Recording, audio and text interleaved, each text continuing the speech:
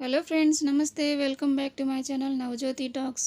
మనసంతా నువ్వే సీరియల్ రాబోయే ఎపిసోడ్లో మునుపెన్నడూ చూడని అత్యంత ఉత్కంఠభరితమైన హై వోల్టేజ్ ట్విస్టులు రాబోతున్నాయి.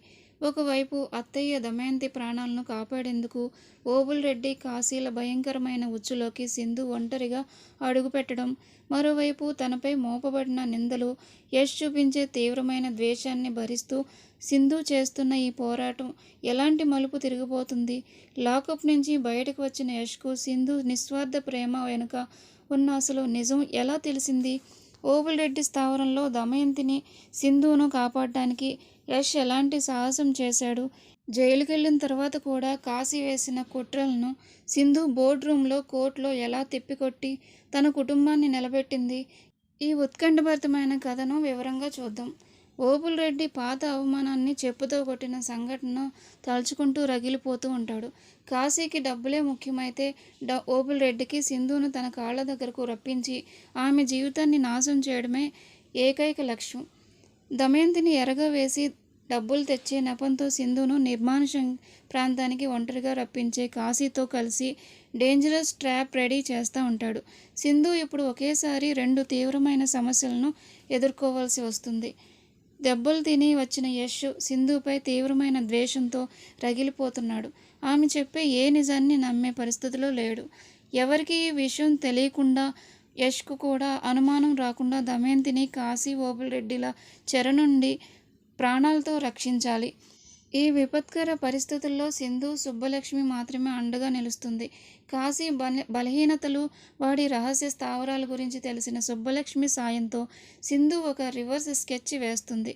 కాశీ అడిగినట్లే డబ్బులు ఇస్తానని నమ్మిస్తూ వాళ్ళు దమయంతిని బంధించిన రహస్య స్థావరాన్ని కనిపెట్టడానికి ప్రయత్నాలు మొదలు పెడతా ఉంటారు.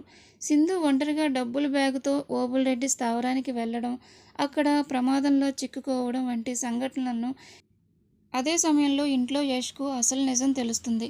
సుబ్బలక్ష్మి, కాశీ మాట్లాడిన ఫోన్ రికార్డింగ్లు, ఓబుల్ రెడ్డితో కలిసి వేసిన ప్లాన్ వివరాలు ఆధారాలతో సహా యష్ ముందు ఉంచుతుంది. లాకప్లో తను అనుభవించిన నరకానికి కారణం సింధు కాదని, తన ప్రాణాలను, తల్లి దమయంతి ప్రాణాలను కాపాడడానికే ఆమె ఈ నిందలన్నీ భరించిందని యష్కు బోధపడుతూ ఉంటుంది. తనపై అంత ప్రేమ చూపించిన భార్యను తప్పుగా అర్థం చేసుకుని ద్వేషించినందుకు యష్ తీవ్రంగా పశ్చాత్తాపడుతూ ఉంటాడు. క్షణమైన ఆలస్యం చేయకుండా సుబ్బలక్ష్మి సహాయంతో ఓబుల్ రెడ్డి రహస్య స్థావరం లొకేషన్ను ట్రాప్ చేసి అక్కడికి యష్ దూసుకెళ్తూ ఉంటాడు. ఓబుల్ రెడ్డి సింధుపై చేయి చేసుకోబోయే చివరి నిమిషంలో యష్ ఎంట్రీ ఇచ్చి రౌడీలపై విరుచుకుపడుతూ ఉంటాడు.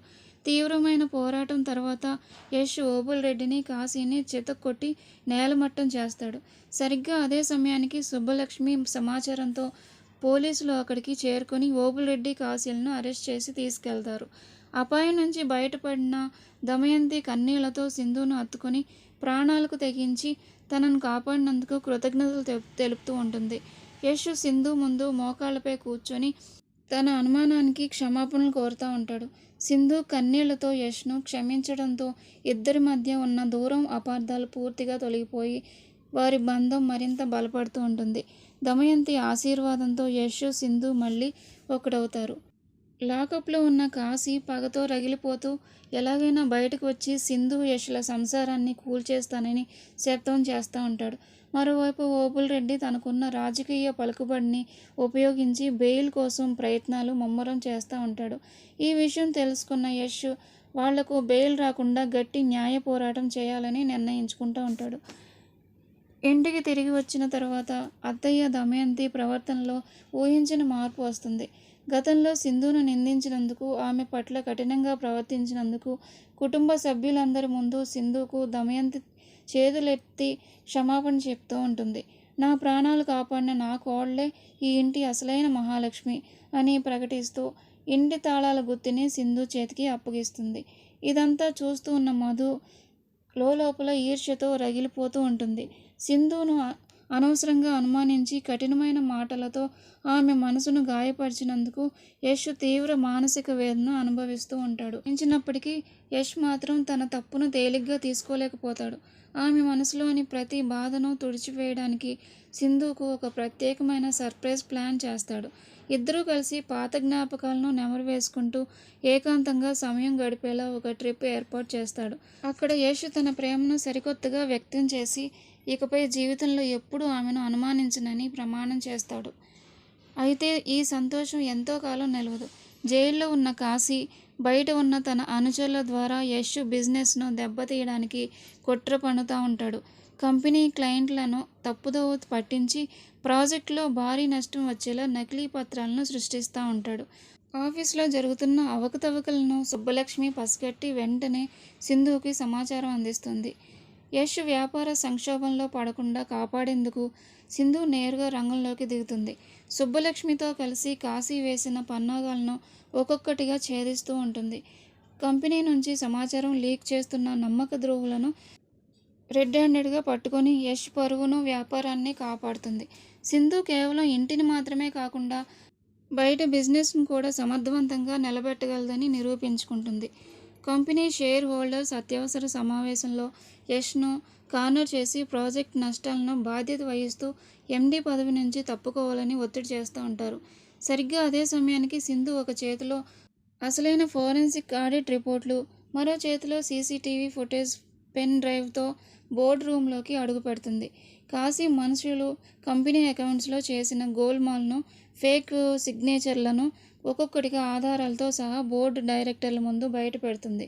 సింధు చూపించిన తిరుగులేని సాక్ష్యాలతో నకిలీ డాక్యుమెంట్లు సృష్టించిన ఆడిటర్ అక్కడికక్కడే నిజం ఒప్పుకోవడంతో యష్ గౌరవం, కంపెనీ ప్రతిష్ట మరింత మెరుగుపడుతూ ఉంటాయి.